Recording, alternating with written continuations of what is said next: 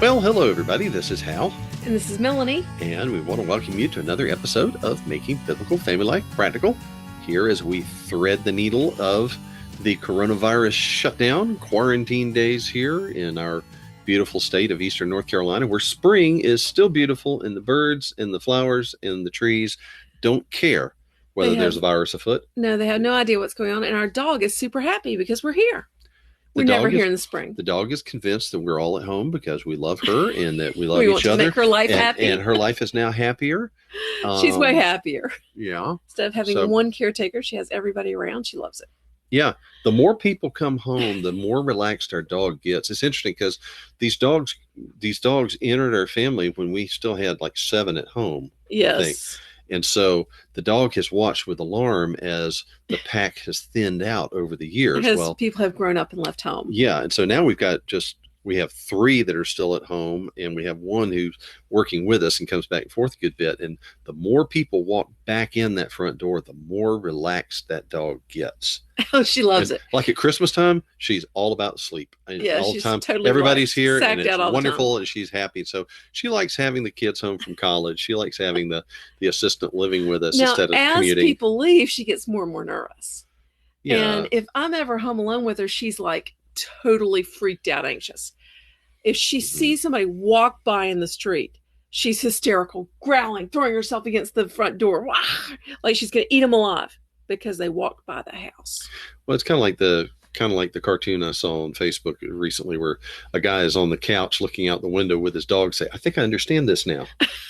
Watching things going by in the street. Yeah, woof woof. That's great. So yeah, I saw a really hilarious meme. It had two dogs and a chalkboard sign, and it said, "We are rehoming a mated pair. Just they keep interrupting our naps for walks, and they keep stopping us from barking at the squirrels." It was they're good with kids, but we want to find another home for these 2 humans. Yeah. Okay. So, but anyway, our dog is happy, and we are experiencing some of the same things other people are because we're homeschoolers. Hey, this is we have homeschooled for over 25 years, and I really never. If somebody said at Christmas, the whole world will be homeschooling. We said, yeah. By March. No, I was said, that's ridiculous. Yeah. No way. Yeah. And yet it's true. We have family on the other side of the world, and they're homeschooling. Never thought that would happen. No. No. And living in a country where homeschooling is illegal, but they're homeschooling. Well, I call these folks the accidental homeschoolers because they didn't set out to do this.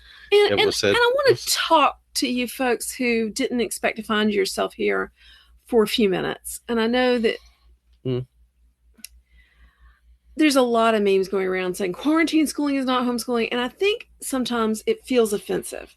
It feels like someone saying, "Oh, well, you're not a real homeschooler." That's not what's meant.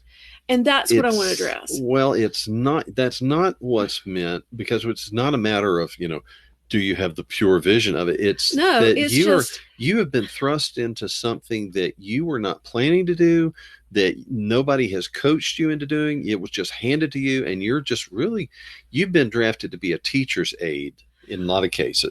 And really, you're getting kind of the worst part of homeschooling and not much of the best part. Yeah. Part of the best part is being home with your kids. Yes. And you are getting that, although so much of your time is being spent at the behest of other people. And that's not normal for homeschooling. When you're trying to sort out, I've got a friend who one of her kids went back to school this year, and they're longtime homeschoolers. And she said they sent her back.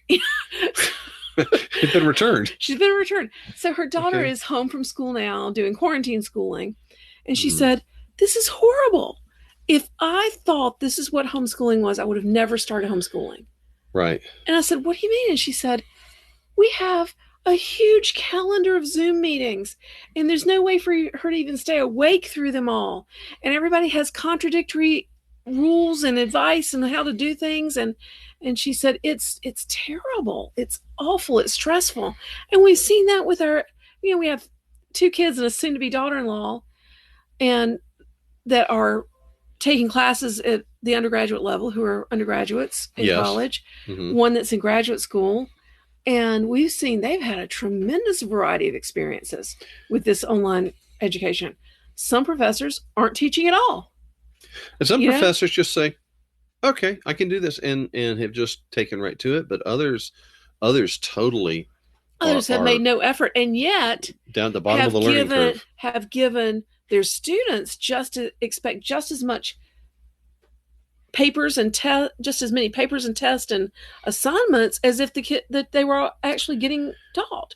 To be fair, we had a son who got to attend a year over at Oxford in England, and their method was you meet your professor once a week, you discuss a question, and then you spend the rest of the week doing research and writing papers. And so it was a tutorial thing. But you know what? That assumes you have a library.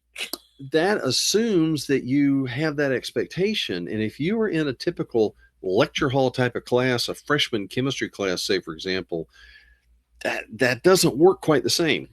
Well, some students just don't learn very easily by reading the book themselves.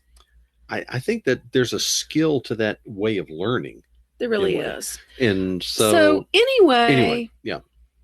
This having to meet somebody else's schedule, using books somebody else picked out, doing things the way they said, and the assignments that they gave you, which might or might not make sense, is not the same that if you decided to homeschool. Because if you just decide to homeschool, then you decide what curriculum you use. And if it doesn't work, you sell it and you buy something else.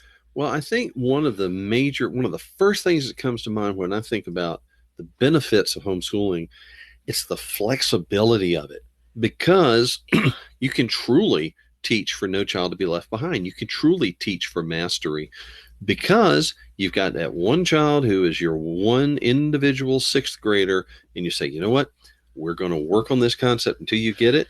And when you've got it, we go on to the next concept. Even if they get it in the first 45 seconds of you explaining it. Yeah. So how's that different? I had a friend who years ago started homeschooling, and she was a classroom teacher. Yeah. And after about 3 or 4 weeks, she called me. I met her somewhere, and she said, "This is killing me. I'm dying." And I'm like, "Why? You've got 4 kids. What's going on?" And she said, "This is really horrible. It's driving me crazy." I said, "Well, can you describe your day?" And she said, "Well, we get up in the morning, and like when we start school, I teach the first math lesson, and then the second math lesson, then the third math lesson, then the fourth math lesson. Then they all do their seat work until everybody's done." I said, "Oh my word, how long is that taking you?" She said, "Taking all day long." I think she said 13 hours. Yeah, and I said, "Well, let me tell you what our school day looks like." First of all, I've picked out stuff that's appropriate for each kid. Right. And we come down, and everybody has chores to do, and we have breakfast, and then we have devotions. Then each child gets a list of what they're expected to do that day. And the big kids go and they get busy working on it. And it might be read this chapter and then come back and discuss it with me, or read this chapter and answer these questions and bring it back to me. With the younger children, I'll get one of them started on something while I talk to the other one. And I'll help them explain their lesson, and then I give them something to do while I work with the first one. And it's a very casual and calm, and we do a lot of stuff together. Like do history together for everybody that's under high school age. We do a lot of science together for all those ages. And we can do hands-on projects and field trips.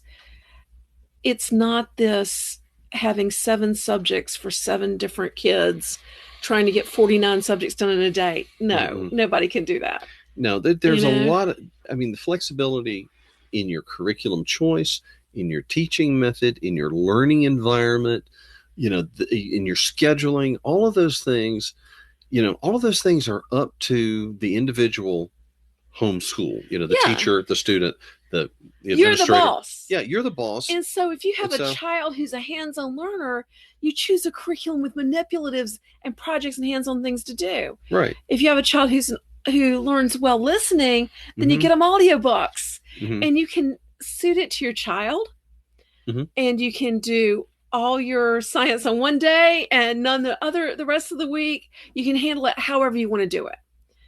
And it's so, I don't know, it's a lot more fun and it's a lot more relaxed. You don't have to finish the work. You don't have to do 50 problems if they're zooming through the first 10. Yeah. You can do what works for your family. It has a lot more freedom. And in the subjects that you are struggling with, you can do video classes, you can do online classes, you can do co-ops, you can get a tutor. There's a ton of different things you can do. You can just get a curriculum that tells you what to do. And I just want to encourage you, it doesn't look like this. Even if you do an online class, you're not going to do an online class for all of your classes. And the online classes you do are going to be from people who are used to teaching online classes and are going to know how to do it effectively without stressing everybody out. And so the freedom and the liberty is so much more. And if you are being driven crazy by tons of online assignments and unreasonable expectations, and you're looking at your kids and you're thinking, you know what? I love these babies. I love these kids. And I like what they're looking like when they don't have stress and they get enough sleep and they're not dealing with rough social situations at school. I'm thinking about homeschooling, but I can't handle the way this is. It doesn't have to look like that. It kind of has reminded me a little bit. Several years ago, there were 2 or 3 big companies that started up doing online charter school programs. They were basically, understand there's a distinction in the community between homeschooling, which is parent directed and all the rest, versus school at home, which is more like we're going to take the public school and we're going to do it in a home environment somehow. That's what a lot of people are dealing with right now. But I remember hearing some folks who had said, oh, if I do this online charter school program, they'll give us a computer and it'll all be planned. And you know what the feedback we got from is, gosh, I did not expect this. I just became a teacher's aide. I was locked into the same schedule that my child was now locked into. I had all of this paperwork and I had no flexibility. And they were counting how many minutes they spent on the computer. You know what? No thanks. Yeah, it was like it took all of the flexibility, all of the freedom, all of the joy out of the home educational experience doing that. And that's what this, world of Zoom kind of thing that people have been thrust into reminds me of. Well, it is. Why does your child have to answer all the questions at the end of the book until they hate science or hate history? Because the teacher can't ask each individual child questions to make sure they understood it. Your child doesn't have to do that. You can say, hey, tell me what this chapter was about. You discuss it for 5 minutes. You say, great, go on. And it preserves their love of learning. Right. Because they're not doing a bunch of busy work that's only a check to make sure that they actually read the chapter. They're not.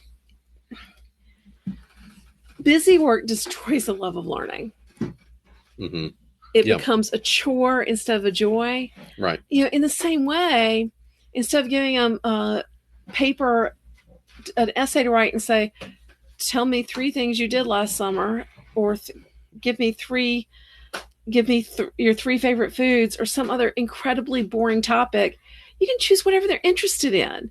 And you can say, okay, tell me about 3 famous battles, or describe 3 different tricks you can do with a horse, or whatever. You can give them something they're interested in, whatever their passions are. Well, yeah, because all kids, particularly middle schoolers, I would say, have an obsession of some sort. They have some sort of thing, passions, a hobby, a hobby horse is not just a craft or an art project, but it's whatever you choose to ride for amusement and fascination. And so, yeah, and so why not use that? If your child's already got their heart turned in that direction and their mind is already walking those paths, then just use that. So I want to encourage you. You can have the good things that you're seeing now.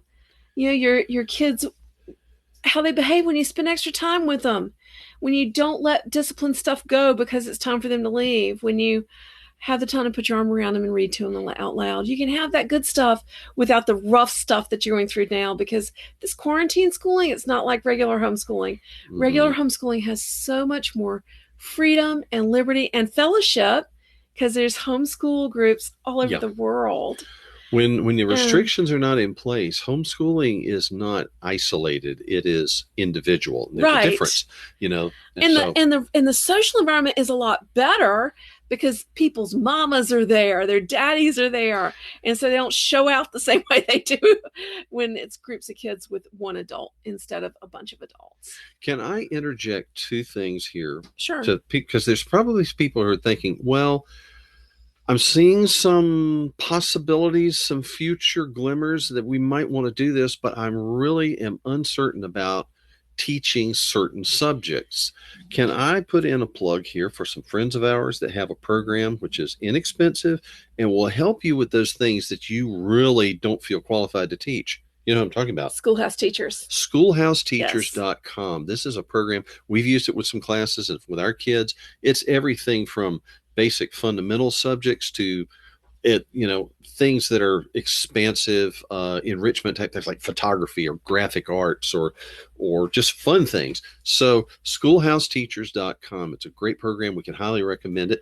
And we'll put a link on the show page at halandmelanie.com/radio. Yes. Okay. You can find it out there. But the other thing, you might be saying, well, there's all these extracurricular things that the teachers at the schools provide, like, for example, art programs. I'm not an artist. How are my kids going to get any sort of art exposure? I'm not an artist either, but I have several children who have done art clubs and art classes through our local homeschool group, who've done art classes online through Schoolhouse Teachers.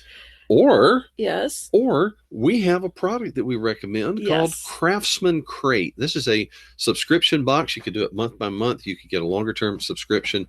Basically, what it comes down to, these are introductory kits to teach the student how to do some basic crafts, artisanal skills, everything from literally basket weaving, calligraphy, wood carving, all kinds of things, candle making, soap making, sketching, all kinds of arts and things in there. You can get more information at craftsmancrate.com. And nice thing about this, particularly during this shutdown, is everything is in the box. You don't have to go to the store. You don't have to go to the craft shop. You don't have to go to the department store. If you open the box, it's there. We assume that you have electricity and water in your house. The rest of it comes in the box. And so craftsmancrate.com will answer that particular question. So now, back to concepts. So one of the things that we saw, and we mentioned this in a previous episode, one of the things we saw with homeschooling when we first began is that, frankly, if our kids are getting under our skin, we can't just put them off at the bus stop and say, whew, I get 7 hours of respite here. You really are kind of forced to deal with your child as they really are. And if they've got a character that needs development, if they have behavior that needs some polishing, you have the opportunity to work on that and maybe to build a nicer person at the end of the experience, don't you think? You have the opportunity to build a relationship. Mm-hmm. To build a relationship and to have real discipleship with your kids. And that means that, you can discipline them when they show out. You can also comfort them when they're sad, answer their questions when they're confused or have doubts. Mm-hmm. Put your arm around them. Listen to them when they're talking about stupid stuff that you may not be interested in, but you're interested in them. And all those things work together to build the kind of relationship that will continue into their adult years. We have 5 adult kids now, almost 6, and our adult kids are our best friends. We're so close to them. We love them so much. And in large measure, it's because of the time that homeschooling has given us together. We started homeschooling a long time ago, and we had a number of different reasons we started. The reason that you continue homeschooling is often something different than the reason you chose to do it to begin with. Yeah. Because once you get on the inside, you sometimes see things you said, I didn't realize that would be part of the equation, and I like it. Well, I think our 2 major reasons for starting were academics. I wanted to give our kids a truly academically excellent education. Mm-hmm. And discipleship, I want to teach them about Jesus Christ. We wanted to have a truly Christian educational environment that wasn't just, we got a Bible class in addition to all the other stuff. And wasn't the academically watered down education that sadly some Christian schools do give. And right. So we wanted them to have both a high academic education and a strongly Christian education. Mm-hmm. So we took it on ourselves. This was more than 2 decades ago, y'all. Mm-hmm. Way more than 2 decades. Coming up on 3. Yeah. But what I didn't realize is the impact that relationship would have on both of those. That I didn't realize that I would not have to drive the academic excellence as much as I expected, because our kids would love to learn. And they have learned things I would have never dreamed of teaching them, because they pursued their interest, and they've been interested in learning and passionate about learning. And so they've, in many cases, taught themselves all kinds of things. Well, I think because the tutorial method, which is what homeschooling really develops into, is so much more efficient than sitting in a classroom for a 45-minute lecture, whether or not you got it in the first 10 minutes. It's so much more efficient. Kids typically finish earlier in the day, so they have more time to do useful things, to learn skills, to start a business, to study stuff on their own, to invent, to create, whatever. And I think, our kids have grown up in that environment, and we like the way they develop. But you're so right that being there with them all the time developed a relationship that far outstrips any of the academic benefits. It really has, because, the research shows that the number one predictor of whether a child raised in the Christian faith will continue in the faith as an adult is, do they have a good relationship with a Christian mother, a Christian father? Number one predictor. And that's interesting, because it was a stronger predictor than the kind of church you went to, whether they were involved in youth group, whether you had family devotions. I mean, all of those things are good. But it was stronger than all of those. The relationship was critical. Well, God is so often pleased to bring the gospel to someone in the context of relationship. And I think that relationship is so powerful that as they truly know you and truly understand how much you love them and how much you care for them, and see your walk as a Christian up close and personal. I was raised in a Christian home, and I spent a lot more time with my parents than most people did, because we had a family business. Right. And I went home from school to the business. Yeah. But still, my kids have had thousands and thousands of hours more than I did, because they've been here with us. Right. And we've seen the benefits of that. We have seen a lot of benefits from it. And, maybe you don't have the blessing of having a home business yourself. Okay. I mean, that's not required.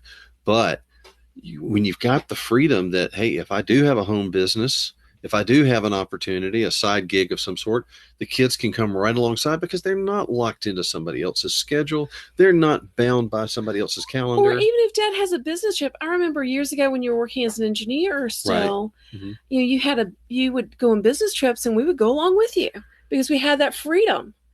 We had that freedom to travel and explore and do field trips. It gives you so much more freedom and liberty in your family. Something else, too, that I think having your kids around you so much just means you're Johnny on the spot, that when they have a question, it's natural for them to ask you.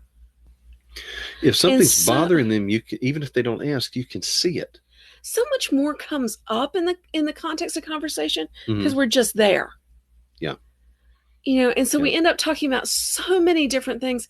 But one thing I also didn't expect is the effect that homeschooling has had on our kids' relationships with each other. Because, I know. I had one brother, you had one sister. Yeah. And my brother and I were super close, because we had a family business, and we spent he was my only playmate at the store. But, my sister and I were 4 years apart, so we were never in the same school. Now, a lot of her friends were younger sisters of my friends. Okay. There was some crossover, but really and truly, we weren't in the same classes. We weren't in the same buildings. We weren't on the same campuses.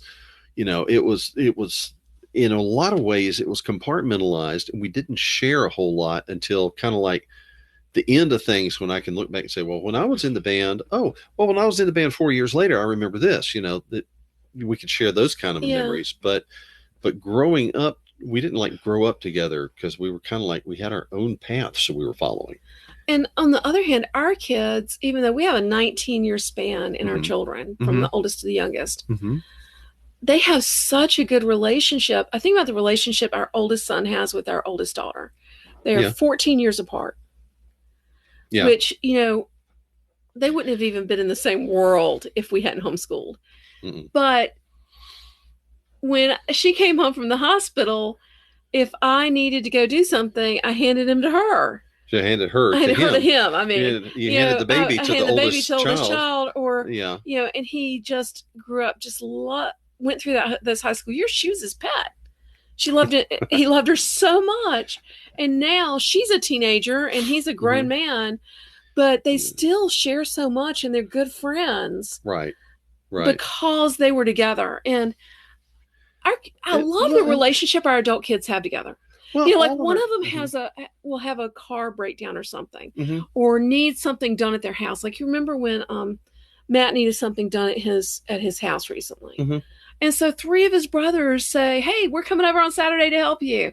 And they all show up and they help each other and somebody brings food and they're such good friends as grown-ups. Well, like one of our guys has just finished his undergraduate work and he's moving out of his apartment into the house that he's going to take his bride to later this year. And so he's got brothers coming from 2 different towns. They're going to come help him move his stuff, and that's just, each of those kids has grown up surrounded by other children that in their family who were being homeschooled at the same time. They shared the same subjects. They heard the same conversations. They were in the same arguments together. They shared so much of their daily lives that there was a connection. There were so many tendrils that bonded them together, which I think, frankly, most kids that are in the institutional school system just don't have the opportunity. And see, I think that that's going to bless our kids the rest of their lives, that they've got all these good friends, their brothers and sisters, that will look out for them, that will help them. If one of the kids has a prayer request, everybody prays. If one of the kids has a need, my phone's ringing off the hook. Mama, can you help me transfer some money to my brother or whatever? They all want to help. And I think it was that time they spent together in our home that gave them the chance to build that kind of deep friendship, that they're completely comfortable with each other. Even the ones that are like 7 years apart in age, like 2 of our brothers, 2 of our kids that were like 7 or 8 years apart, I think 8 years apart, went to Europe together last summer. And here's the thing. Some people say, well, they got to grow up and be their own. This is an interesting thing.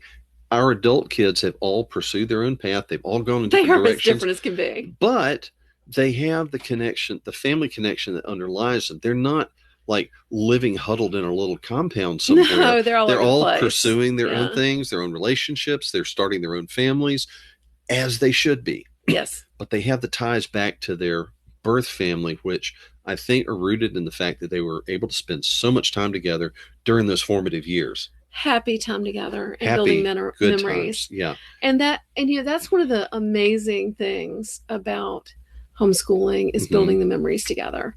That our kids have happy memories over history projects we did, over field trips we took. That school becomes a memory making thing for your family. And learning becomes something the whole family engages in, that they share, they discuss. And when you're doing it as a family, then school is a unifying thing, not a dividing thing. Yes, absolutely. Okay. That it's not, you go to this grade, you go to that grade, you go to that track over there, but rather everybody is more or less flying in formation. Now I want to say this, it's not all butterflies and roses. There are rough days. After the first week, it's not. There are rough days. There are days you feel like you're going to lose your mind, that everybody's showing out. They're all at each other's throats. We had one of those last week. And you just think, I must be crazy for doing this. But it's those days that really, that they develop their character, that you have a chance to build into their lives, that you counsel and rebuke and teach. And those days are super important to who they become as grown-ups. And I tell you what, those kids are not the only ones who grow in grace. You know what? Those kids will teach you, particularly when you look at that child and you say, my word, that child is just like me. No wonder they get me so irritated. Yeah, it's the one that's just like you that really gets you. Yeah, and you start to realize, okay, I know precisely what that child's thinking because I had the same thought at that age. Well, we're out of time, Hal, so we need to go. Yes, but listen, if the Lord is prompting you to think, maybe I ought to be homeschooling next year, then trust me, it's not like what you're going through right now. And I know this is hard. And you guys are stressed out. Homeschooling is a lot more fun than that. It has a lot more freedom, a lot more fellowship. And we would love to help you and join with you. Look for us online anywhere at Raising Real Men. Find our blog and store at raisingrealmen.com. Our subscription box at craftsmancrate.com. And our archives for this podcast are at halandmelanie.com/radio or on YouTube. And be sure to drop us a review, okay? We'd love to. You can pick this up on iTunes, on iHeartRadio, on Spotify, anywhere fine podcasts are available. We hope that you'll listen to us again because we're trying to take biblical principles into the 21st century family. We're making biblical family life practical. Until next time, I'm Hal. And I'm Melanie. Thanks for listening. Bye, y'all.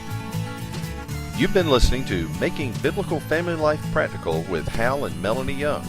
If you found this program interesting, challenging, and encouraging, why not join us on the web at halandmelanie.com. That's HALANDMELANIE.com. Or follow us on social media. You can find us on Facebook at Facebook/Hal and Melanie or Facebook.com/Raising Real Men. This program is a production of the Ultimate Homeschool Radio Network. Join us next week when we'll be back to talk about making biblical family life practical. Until then, thank you and God bless you for listening.